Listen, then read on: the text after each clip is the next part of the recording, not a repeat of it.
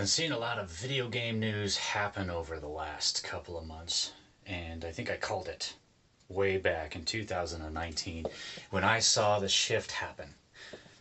There's a lot of evolutionary changes that have happened in video gaming over the past 5 years that I just have to make a video about. It's been so long.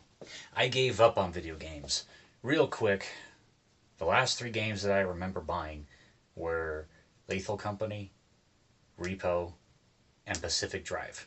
Those are the last three games recently that I purchased. When it comes to AAA titles like Call of Duties and whatever is coming out on console, I don't even know what's on out there anymore. The last console I had was the PlayStation 4. The last game I remember playing forever and ever was Rainbow Six Siege. And before that, it was all PlayStation 3, PS2, whatever. I spent way more time playing Tony Hawk's Underground 1 on the PS2 for 3 years straight and had fun. But that's just a real brief history here. What I'm talking about is the evolution of gaming in recent light of all of these new ideas coming out that is starting to seem like the movie theater idea here. You go to the movie theater, in order for you to enjoy the film, you must buy the ticket, which would be the video game in this whatever. If you want food, drink, candy, whatever, so that during the film you can have something to munch on that isn't, something that you brought from home and that was cooked at least hot at the place, you could purchase that at the concession stand. And that would be like skins, emotes, maybe it's a map pack, I don't know. You could throw that in there. But it seems to be suffering from this, I can't even say indoctrinated mindset, but it's the expectation that the general public has when they buy a video game. That expectation is ruining games, and companies are trying really hard right now to try to get as much money out of you as possible. I'm going to get to it in just a bit. We're going to go ahead and take a brief look at the history of what they've been trying. It didn't start with the horse armor and Elder Scrolls as a way to get extra money out of people. It started with sequels. You had a very base version of a game like Spyro the Dragon. It would be the first game that ever came out. It didn't really have a lot of functionality. You can jump, you can spread fire, you can flap your wings, and you can glide. But in the second game, they started showing off something called money bags, where in order for you to get to the next area of the game, you had to pay money bags in order to generate a bridge to get to the next area. Or if you were really good at speedrunning, you found a way to completely circumvent him altogether and never pay for a single thing in order to get to the next area of the game. That's why I say it didn't start with the Elder Scrolls monetary stuff. This started possibly even before that, when we had different versions of games on different consoles. Everybody remembers Mortal Kombat, the difference between playing it on Game Boy, if you were one of the cool kids at school, and having it on the Sega Genesis that had the best music besides the one that was found on Nintendo. Whatever. It started way before then. And that's because as games came out, you were buying the same game. You were getting the same fighters in Mortal Kombat, for example, but you had way more movesets. You had way more content put into there. There was different fatalities. There was animalities. There were friendships. There was all these things. Now you have X-rays and this, and that's just one. It did not start with the whole monetary thing by making a purchase that was physical out of your wallet to pay for something that was dumb, called microtransactions. No, this started with, even before that, even the copyright problems that we've had with software for many years, because you could buy a disc and you can hand that disc to your friend. He can install it on his computer. He now has a copy of the software and it will run so long as the disc is inserted. And people got very clever with being able to copy discs so that they can have the disc inserted. Well, then they came out with copy protection that worked another way. Even Sony had this on the PS2. But what I'm getting at here is that the video game industry right now, as it stands, with the Nintendo Switch 2, that's when this video is coming out, with the lights of the cartridge game key codes being installed in them and not even having any software to the game. It is trying to circumvent or at least get in the way of secondhand sales and trying to drive up more money for the developers who made the game. The secondhand sales is now completely useless for those third-party games.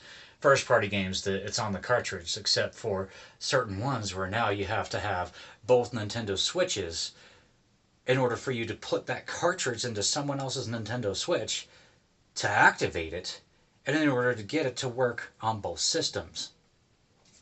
Here, we're going to take a step back because that's where we're at right now for these companies to try to make money. And we're going to go into something else. And this is why I said I saw a shift happening, but it didn't evolve correctly. And these companies, let this video be a troll to all of those big companies. This is my small little idea that I've just been noticing. It's been here, it's been there, and it has worked for certain games. It just didn't really take off well. If you want a really good example of where I'm going with this, Fortnite's Save the World is where I'm going.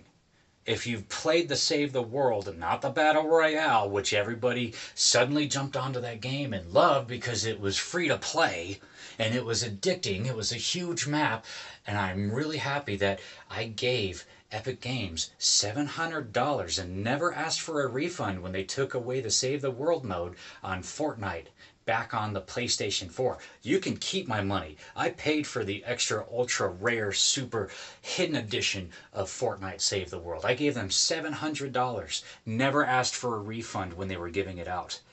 Keep it. I'm not taking it back. Not even today. I don't care. I'm not taking that money back. Keep it. In Save the World, you can go into other people's games and hand them weapons and gear and items of legendary, mythic, and whatever quality. That's way above the blue and green crap quality that you find in the game that you can use for free. Especially with the loot llamas where they just kind of like spoon-fed you a couple of things here, and you would really take those inferior weapon schematics and you would use them. This is where Fortnite Save the World really revolutionized the MMO free-to-play and go out with other people and be able to enjoy it. And I'm going to show you where this is going to evolve, and this is where I'm going to troll all those big people.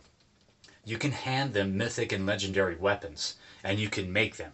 As so long as you bought the loot llama that had the schematics in order for you to recreate those weapons, you could give it to the person in need, go play with them for a little while, even give them 3 or 4 copies of that gun so that they could have it, and you would fire that weapon until its little meter went and it would disappear out of your inventory because it's gone. It's dead. They had the right idea, the right formula. When you're playing the Save the World, it doesn't really feel like you're grinding. You go and you hit one building, you knock it down, you're getting resources and materials in order to craft items and weapons and buildings and stuff in order to get through the game on that mode. It didn't feel like a grind. It didn't feel like I was playing a game and, oh, I have to do this. It just felt like, look at that building over there. It's got a car in front of it, so I've got some scrap metal that I can use to create another weapon for me real quick because I had all the legendary, mythic, crazy, freaking awesome skins, and I was always support running around as a sprinter, going everywhere, gathering all the materials and bringing it back for them to build. I was fast. I enjoyed that game. So long as you had those schematics, you can make multiple copies of it. Okay? And you can hand it to those players. This created community a little bit. People were connecting. I could go over and do a Storm Shield defense and give them a plethora of mythic and all these things that are so strong that would help them defend their bases from subsequent attacks. And I would go out there, I'd farm all that stuff, and it just felt great being able to give another player who is trying to play the Save the World game and they have nothing. You have no idea that feeling you get, and this is where I'm saying it's going to start to stroke the egos of those rich people, and it's going to infect the gamer market, this idea. I think you see where I'm going with this. I would give them those items, And I felt great because you would hear them, what? Mythic? And it was a pistol, it was a shotgun, it was a sniper rifle, it was a rocket launcher, it was everything. I had nothing but Mythic, and I would just give it to them. I would craft it, here you go. And I'd say, as long as you had the materials, I can even craft another one for you. Now we're going to get into the evolution. Okay? I just explained that, where the grind doesn't feel like a grind. And I explained how giving to other people is awesome. In every single multiplayer game right now, you have Call of Duty trying to get players who have bought skins and emotes and all of this customized crap to play against players who don't have those, who don't purchase anything, in an effort to strike that anger in a person to go out and buy it. That way they can go out and start doing that to other players because they like making people feel like crap. But there's a problem with that. It kind of poisons the community. In fact, I see it even in games like Repo now. People are just toxic to each other. I try to join a game in Repo, and it's nothing but people doing rude things. I can't even enjoy that game for any longer than 30 minutes unless I can get with a group of people who actually want to play the game by the rules and not mod the hell out of it. Number one. Number two, not be assholes to people, because that's what it's breeding. Instead, and I'm going to challenge it, and this is where I'm about to troll them. When you are the whale gamer and you get in with other players and you're playing on a team, this is going to infect the world of gaming. It's going to change it forever. Imagine being that rich-ass gamer where if you have skins for characters, emotes, specific skins for guns and little tack-on things like in Rainbow Six Siege, imagine being that rich-ass gamer and joining the lobby and people are like, they get this little notification that, hey, skin's unlocked, so long as this player is there. It gives that person, that whale gamer, that recognition for just joining the party and having access to everything you bought. That's right. You have a character skin and other players are not fortunate enough to be able to purchase that skin. They can use it so long as they are playing the game with you. The whale gamer is going to love that ability to make somebody else smile, and this may get that whale gamer, instead of just purchasing only the skins, the weapons, and the schematics, and the tack-ons, and the customizations, and the emotes, instead of just buying it for one character, or instead of just purchasing the ones that they want, they now become a VIP player. It will make them feel,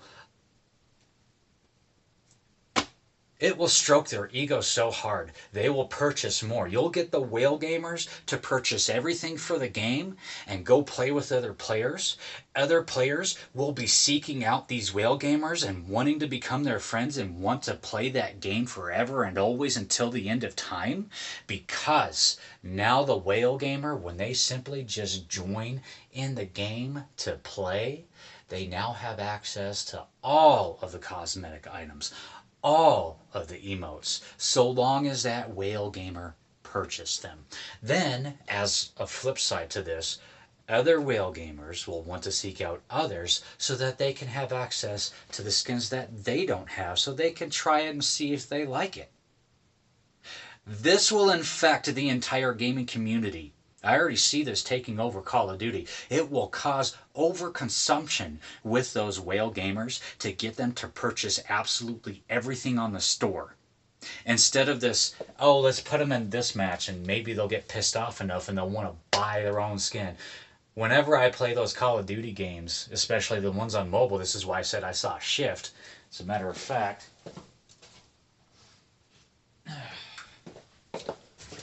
I have a Red Magic 10S Pro that I play games on. I still do it. I even have a keyboard and mouse to play those games. But when it comes down to it, when I switched over to mobile gaming and I had COD Mobile and I was able to, use those guns and everybody else didn't have all those special guns and I had that tiny little stat boost in the damage, that is something that was going to take over. That's why I said I saw the shift happening. You want these games to make as much money as possible? Add what I just said as an ability. Just simply joining the room and starting the match while you're waiting for the match to start. Everybody who's in that lobby on your team has access to the skins, the emotes, and the customization options. And you can even go in and select which skins and whatever you want and have it saved to your profile. That way, so long as your friend joins, you don't have to keep going back into your profile or going back into the settings and activating all those skins in order to have it. You can actually just save it as a preset. So long as your friend is there, boom, it automatically loads the preset. This is something that, seriously, it's going to work on so many different levels, especially the psychology of the gamers. This will infect it. The first company to go out there and do this, which I kind of wish that Paragon from Epic Games still existed, because I think that it would have breathed brand new life into that game, so long as people had access to different characters, so long as they had somebody in their lobby who had it unlocked so that they could pick it.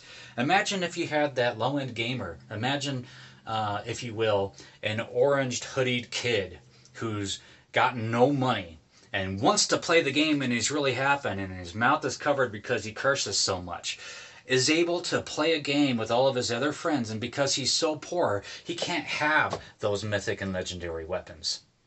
But instead, because he has his one friend who has all the money in the world, his mom buys him everything, who's fat and round and has no life and wears a beanie on his head all the time with a red sweater.